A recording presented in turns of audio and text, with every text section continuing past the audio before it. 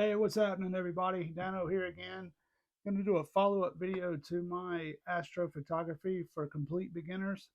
So this is the next step that you would take if you got into it with just a DSLR and a lens and a tripod. The next thing you would want is something like this little star tracker right here. Here I have the IOptron Skyguider Pro, and I got the full kit on Amazon, and it came with the tripod. And I was looking, and I don't think it comes with the tripod anymore. At least I didn't see it on there. But this full kit now is about $400 on Amazon. So it's going to come with this mounting base that you'll attach to a tripod. It's going to come with this mounting bracket and a counterweight shaft and a counterweight. And then you're going to have several attachments where you can attach your camera, or you can use a ball head or this little dovetail attachment that comes with it. There's several options on the market today for small star trackers. This one was probably the most popular when I first got it. I think the Star Adventurer series had maybe just came out. I'm not sure about that, but don't know. Maybe they had just came out, but this one had been out longer. I went with the Skyguider Pro full kit, and like I said, that came with the tripod, which I ended up not using that tripod because it was so short. It was hard for me to polar align with this thing. That's why I ended up picking up one of these later on. This is a Slick D700, I believe, just the legs, and this is a really tall tripod, and the mounting bracket just goes right on top there like that. So I'm going to set that to the side for now. When I first started out, I was just using the tripod 14mm lens, and you're limited on your exposure times with that basic setup, but it's a good way to start and get familiar with the camera and learn the proper settings. And when I took that wide field image of Pleiades, that's when I started researching and looking at star trackers like this. So if you're not familiar with it, basically what this does is an equatorial mount, a simple star tracker like this IOptron Skyguider Pro. You align it with your polar star. I'm in the northern hemisphere, so I align it with Polaris. And what that does is the Earth is spinning and space is not. If you go outside and you take an exposure with a wide angle lens longer than the rule of 500 allows, you'll start to see trails. So it looks like the night sky is moving, but actually we're the ones moving. We're rotating. So what this does is it compensates for the Earth's rotation. And when you set your camera up and you get it properly polar aligned, it allows you to take long exposures of the night sky without stars trailing, hopefully. Yeah, I'm going to just go over the basic setup of this tracker, and then I'm going to do a video on actually taking some photos of the night sky and processing it.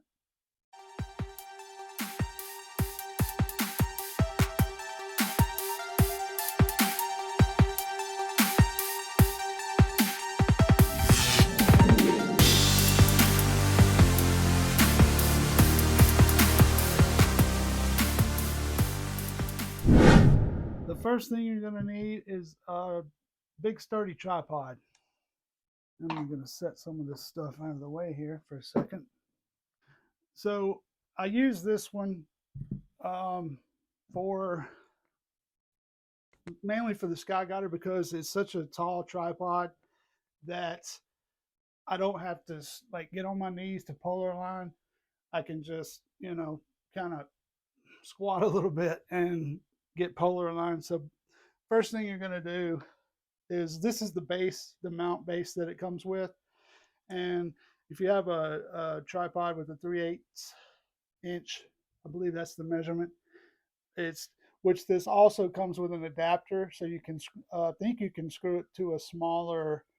I don't have that piece out, but you can screw it to like a 1/4 inch, I think. But this one just screws right on here, like that. Turn it like, and then you just take your Skyguider and slide it down, and then tighten it up. The next step would be, you have a bubble level here on the side, well, in the front, excuse me. You have a bubble level on the front that you can level your tripod with. You want to get it as level as you can. And I can't do it here because it would be too tall, but I would extend the legs out fully and then do the leveling after I have the legs extended, and then get it level. Just adjust each leg until it's level. Your polar scope is built into this. There's a little cap on the front here, and I'm going to take that off, and then you'll screw this one on the back. That's your eyepiece you look into. So that would be the next step. And then the third step, I have the dovetail bracket that came with it, and it comes with several different options. You can just mount a ball head on here, or I believe you could do the same thing on the top if you want to, but I just like mounting this dovetail bracket in here. And I got this little Astronomics or Astromania or something like that, little dovetail bar off of Amazon, and it has a 1/4 inch screw, so the camera just screws right in. So your next step is going to be to connect this mounting bracket to your Skyguider. And there's a couple of notches here. There's one that has 2 flat edges, and then there's one that has an insert. And your insert is going to go here where the screw is. So it's going to go like that, and then you tighten the screw like that. Now there's a clutch on here, and it's similar to the one on the GTI's declination, and the clutch is right here on the front of the Skyguider, and you just tilt that, and then you can turn your right ascension. So the clutch system is similar to the Skywatcher Star Adventure GTI's clutch. As far as it's the declination clutch on the GTI, but this one is the right ascension clutch. So me facing it this way, I'm going to turn it back towards me, and that's going to loosen it. And then I'm just going to turn it, and then that frees that up. So I'm going to tighten it down when I'm installing the spar. Make sure that's tight. And then I'm going to install the counterweight bar. And that's on tight. So you can insert this cap back into this mounting bracket, and that'll keep dust out of your off your polar scope. Now I'm going to loosen the toe saver screw and install the counterweight.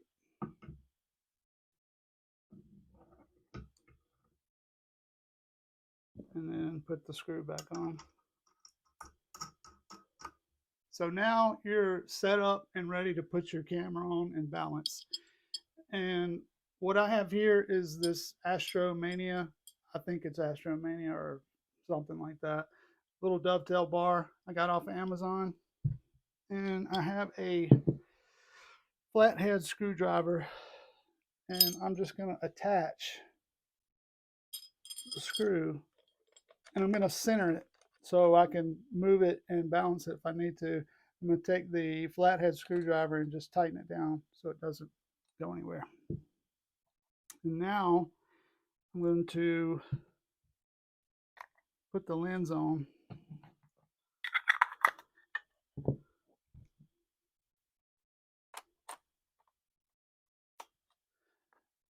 Okay, and now the camera is ready to be installed. And there are some two screws here on this declination. This is your declination adjustment here, and you have to tighten those down when you get line up with your target. But that's how you'll line up with your target. Now, you have to be very careful with these. I thought I had them tightened one night, and when I was imaging at the lake, and I had everything set up, and my camera was taking pictures, and I was on this concrete boat ramp, and I heard a crash, and my 60 and my Rokinon 135 fell from about 6 feet high and hit the concrete. I had to send my camera off to get repaired, and the lens was just, it was done for. So you definitely want to be careful and make sure you tighten these down always. You know, same goes for the clutch on the front here. So now I'm going to insert the camera.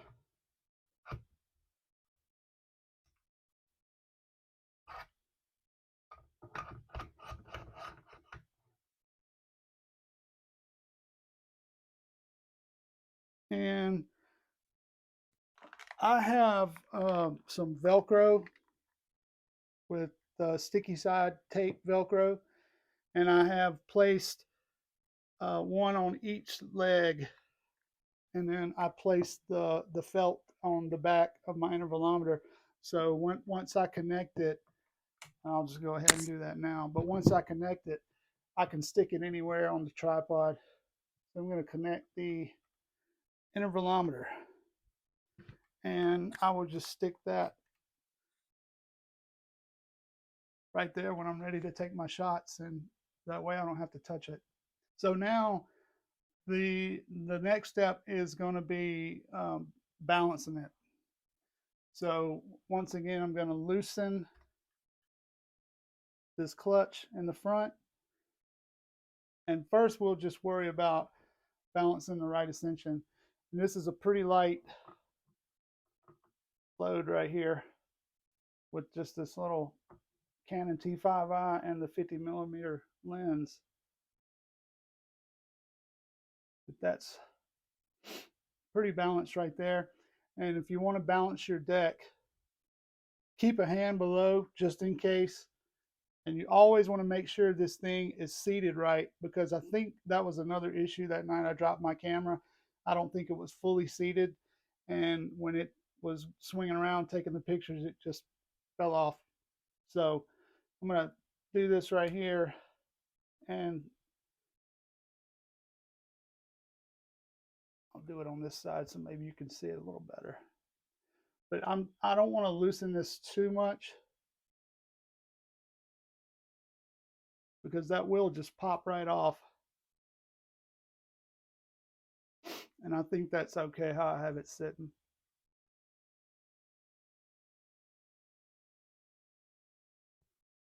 And make sure I tighten that down. And then I'm going to tighten the front clutch back down.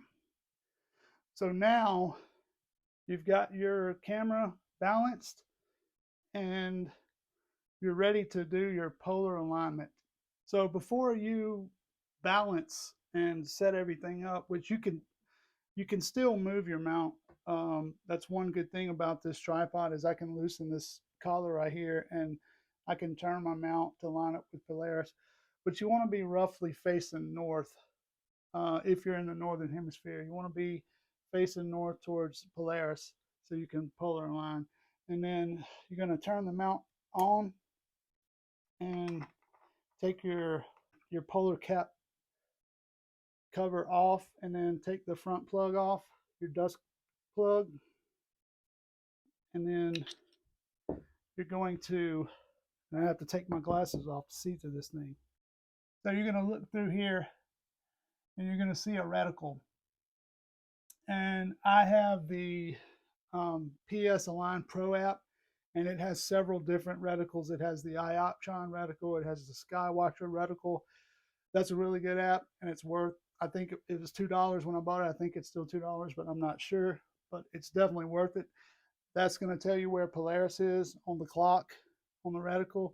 And then you can also choose your reticle so you can get it to match up with your whichever star tracker you have. So one thing about these Skyguiders is you have to loosen this clutch right here. And for it to be illuminated, the power has to be on. And you just turn it until the reticle lights up. And I'm going to have to try the other way here. Let's set this over here.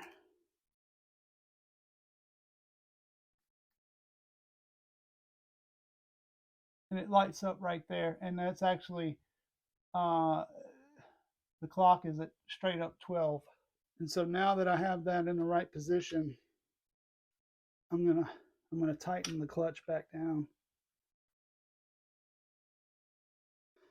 And then you're ready to polar align. So once you get Polaris in your field of view in the scope here, you're gonna look at your app and you're going to try to line it up in the clock where it is on the app.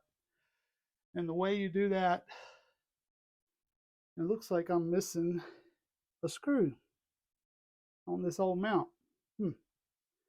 So I've updated the base with the William Optics base. And I've also got the counterweight shaft extension. It's William Optics as well. The base is pretty pricey, but it is well worth it. That would be my biggest complaint about this IOptron Skyguider Pro rig, is this base is not the greatest. So you would adjust your, that's always good. So I'll just set this down here. So you adjust your azimuth in the front here with these knobs. So if you needed to go to the left, and you would tighten one and loosen the other. Once you have it lined up in that direction, left or right, you can tighten those down, and then you have to loosen this little arm over here on this side, and then you adjust your latitude up and down with this big bolt on the back here. So if you need to go down, you would turn it to the right, and if you need to come up with it, you turn it to the left there. So, and that's, looks like I'm missing a screw. I don't even know where that thing went, but I am missing a screw on this side here. So that's basically how you'll polar align. This is the trickiest part about these small star trackers. Once you have a polar alignment, you don't want to knock it out, and it's very easy to do. So you have to kind of approach this like you have hands of a surgeon, and try not to move the mount, and you want to loosen this clutch back up, which is going to be to the right, and hopefully you don't knock it out of alignment. And then you can bring your camera back to the home position and then tighten it down, but you don't have to tighten it too hard, because you're going to move it again to find your target. But that is a critical part with these smaller mounts. If you bump it or shake it, you can easily knock it out of alignment. You're going to get star trails. So that's a very important part. So now, once you have this thing polar aligned, you didn't knock it out, you moved it back up here. Now you want to frame your target up. And using a DSLR, and I have a T5i, I'm going to flip the screen out, take the lens off, the lens cover off, the lens cap off, turn the camera on. And so say I'm facing north and Orion comes up in the east, southeast. Well, I know I'm going to have to loosen this thing up very carefully, and then also loosen these deck screws. And I'm going to have to point the camera back this way and tilt it. And then I can use the live view in the camera to frame up Orion or Pleiades or whatever you're shooting, whatever target you're shooting. I'll use the live view to find it. And then once I get it centered how I want it, then I can tighten these declination screws back down and make sure they're tight. And then you may actually want to tighten the clutch down first so you don't move it off. But there's a key. You can move the RA axis with these buttons here. And so say I bumped it slightly off, I've still aimed at it, you know, I've got it in frame with this direction with the declination, but my RA is slightly off.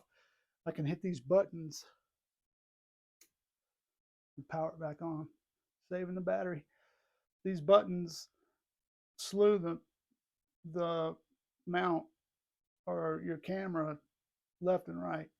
So you can hold that down. And the right button is taking it back that way.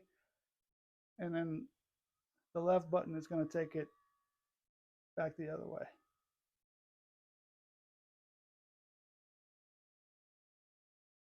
So you can, if you don't want to shake it, you know, if you don't want to shake it and get it, you know, mess up your polar alignment, that's a good way. I have brought it all the way back around with these buttons. So that is an option. So that's how you would frame up your target there. Here are the settings. Here, your power switch is here. And then the center button actually goes through different modes. That's going to be for solar. That's for lunar tracking. That's half speed. I think that's for landscape and night sky shots. And then 1X is going to be your basic sidereal speed. And there's also, if you live in the southern hemisphere, I think if you hold this button down, it'll switch to that S and it'll light up. But if you live in the northern hemisphere, make sure that that is not lit up right there. Then you have your a guide port, a micro USB port for charging, and then I think, I don't know what that is, but I've never used any of that stuff. I just use the intervalometer and let it do its thing like that. And so now with this, the settings on the camera, I'm going to switch live view back off. You want to make sure that your lens is in, I don't know why this thing won't focus, but you want to make sure your lens is in manual focus right here. And you're actually going to be manually focusing when you get on your target or a bright star. And basic settings that I use for this nifty 50, it's a f1.8 wide open, but if you use it wide open, you'll get bad comma. Your stars will look like they have wings in the corner. So it's best to stop this lens down to f4 right here. And you can hit that button and then click on that and then adjust it with this wheel right here. And you see it drops to f3.2, f2.8, but always shoot at f4, and that keeps the stars pretty sharp. And then you want your, so basically you're going to want your camera to be in, and man, this thing is not focusing with a flip. You want your camera to be in M, which is manual. See if I can zoom in on that.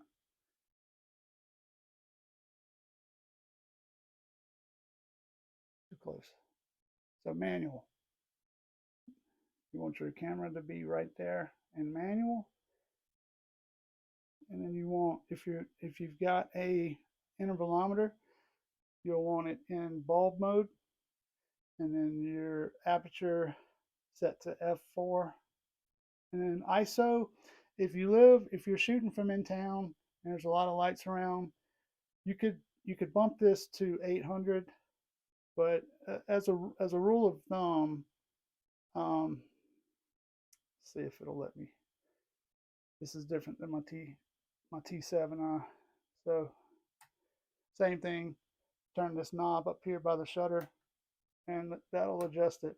But the basic rule of thumb is I'll use 800 in town, and if I'm running a filter or something, I'll use 1600. I'm going to click on that and adjust that to 1600. So either two is pretty good for 1 minute, 2 minute exposures. If you're going to go longer than that, you may want to dial it back to 800. So that's the basic. Oh, one more thing. You want to make sure that you're shooting in RAW. Click on that, and same deal. It's going to go through several different settings there. I just shoot in RAW only. So it'll just say RAW right there like that. And that's your basic settings. And then you'll find a star, and you'll switch back to live view right here. And then you can use your screen to focus. You want to get your stars as pinpoint as possible. And when you get them as small as you can get them, you're at pretty good focus. So now when you've got your target in frame and you are focused, now you can set up your intervalometer. And if you've never used one of these things, it's pretty simple. At the top here, you have a delay on your first shot, and then where it says long, and that's your little menu button right there. Just go left and right. Where it says long, you can set your time. You just click the button, it'll start flashing. If you want to make it 2 minutes, go up. 3 minutes, click up. And if you want to set that, just hit set, and you're set at 3 minutes. But on this tracker, I usually run with 1 or 2, and I don't get a lot of throwaways. So I'll put that back to 1. And then your interval is your delay between your shots. And I have that set at 1. Maybe it lets the sensor cool a little bit, I don't know, but I just leave it at 1 second. And then the little N is the number of shots. So you'd click on the set button, and then you can change your number of shots you want to take. So say you wanted to do 31-minute exposures, that's going to be 30 minutes long. And then once you have all that set, you can place the tripod. I have the Velcro on the back here, and I have these Velcro on the legs. And so I'm framed up, I am focused, and I'm ready to start. And there's the start and stop button right there. And I would click that as gently as possible, and then I'm off to the races. So that's your basic setup of a small star tracker. And that's the procedure you would do to, take your tripod out, level it, get your camera and stuff and your mounting bracket on there and balance it, polar align. Try not to knock it out of polar align. Frame up your target. And you can also check your polar align again before you're ready, which you'll have to loosen the clutch, and to light up your reticle, you'll have to find that position in 12 o'clock where it lights up. But that's it. I recently used this thing. I broke it out. I hadn't used it probably in several months. Well, about 6 months. And I took some shots of Orion at a dark site, and I'm going to do a video on that. But I just wanted to do a basic walkthrough on, if you jump into this with a DSLR and a lens, what your next step might be. There's plenty of different options for if you want to go this small star tracker route. I went with the IOptron Skyguider because I think the Star Adventures, it just came out. I didn't know much about them. This one had more reviews, so I went with it. It was simple as that. Um, After I had this for a while and I wanted to upgrade to an even bigger mount, then I went with the Skywatcher EQ6R Pro, and that's another video for another time. But yeah, this is a great little star tracker. I've carried this with me on vacations. Um, I did run lenses like the 400 millimeter Canon f5.6. I did get some shots with that, but I really like to keep it simple with this thing. I'll run usually either a 50 millimeter lens or a 135, and that's about as big as I like to go with this and a DSLR. You can, run 300, 400 millimeters. Some people run like a Tamron 150 to 600, and you can do it, but it's so easy to knock this thing out of polar alignment when you're trying to find your targets, and that was really what made me want to go and get a go-to mount. But if you're doing wide field stuff, like even with that 14 millimeter and the Milky Way, you can take longer exposures of the Milky Way. But yeah, 14, 50, 135, that keeps the stress level down and it makes it much less frustrating for me to use this thing. And when I got the GTI, I thought I was going to sell this, but I actually think I'm going to keep it because I ran the GTI, the EQ6, and I ran this and took some pictures of Orion, the constellation of Orion lately with this exact setup. And I'll probably do another video on that basic walkthrough outside and see if I can't get it, actually in frame. There are several options. You have stuff like move, shoot, move. You have the Skyguider Pro. You have the Star Adventurer series. The Star Adventurer Star Trackers, and then you have the new Skywatcher Star Adventurer GTI, which has Go To. I think this full setup is $400 on Amazon. I just looked earlier, and I don't think it comes with a tripod anymore. Which I've actually been using the tripod that came with this with the GTI since I started polar aligning with my ASI Air, and I don't need to look through the scope, the polar scope anymore. So it doesn't matter if it's low, too low for me. Another thing I wanted to add for this, if you live in a major city like a big city or a big town, and you have bad light pollution, lots of street lights. This is a Bortle 5/6 area, but I have street lights everywhere. So shooting with something like this 50 millimeter lens, it's pretty wide, or the 14 is really wide. Uh, it can be tough, and they make filters that clip in to the DSLR itself because I don't think you can really use 2-inch filters or 1 1/4 inch filters with this thing, but this is the simplest solution. And once again, it's not very cheap, but there are cheaper options. I have a Skytech. That was my first clip in. It's kind of hard to color balance with it, but I've got this Optolong L Enhance EOS clip in, and I think they're about $229, so a little pricey, but it's worth it. This will definitely help if you live in a light polluted area with lots of street lights. But an alternative is if you've got a car and you got some gas money, if you can get out of town or get out of the city and get to a dark site with no lights, it's going to make a huge difference in your photos. So yeah, but if you can't, and you can't, you've got no choice, something like this little clip-in filter will help. I like this Skyguider, but the weak point is definitely the mounting base. And I did eventually pick up this William Optics, it's pretty pricey, but it is worth it because it is so much better than this thing.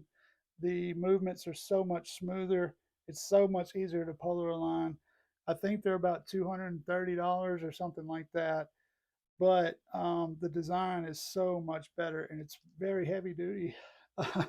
But so if you do decide to get the Skyguider Pro, just know that the weak point is this mounting base.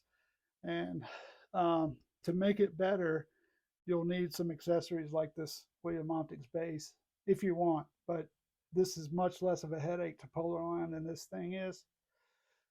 But by the time you buy this and this mount kit, you could just get a GTI and have go-to. So I hate to, put IOptron down because I love this thing, but yeah, this mounting base is definitely the weak point of this whole kit. Depending on your budget, if you want something that's got go-to functionality, just the head of the GTI is $640, and I think this package is $400. So it's about $240 difference. But if you could save up a little bit more, I would probably go with the GTI. And I run my William Optics Red Cat, which is 250 millimeters, and I've had 5-minute subs. I use guiding with it. So, but as far as a travel mount or just a really fast setup, this thing is great. If I could just walk out and set up one night, if it's clear, and it doesn't take very long at all. So the hardest part is basically framing up your target without knocking it out of polar alignment. So yeah, if you're looking to take that next step, you can, decide which one is right for you. But I think I'm going to hang on to this thing because I ran it the other night and I was like, yeah, I'm going to keep it for now. So yeah, that's my little walkthrough on the IOptron Skyguider Pro. Clear skies, everybody. Take it easy.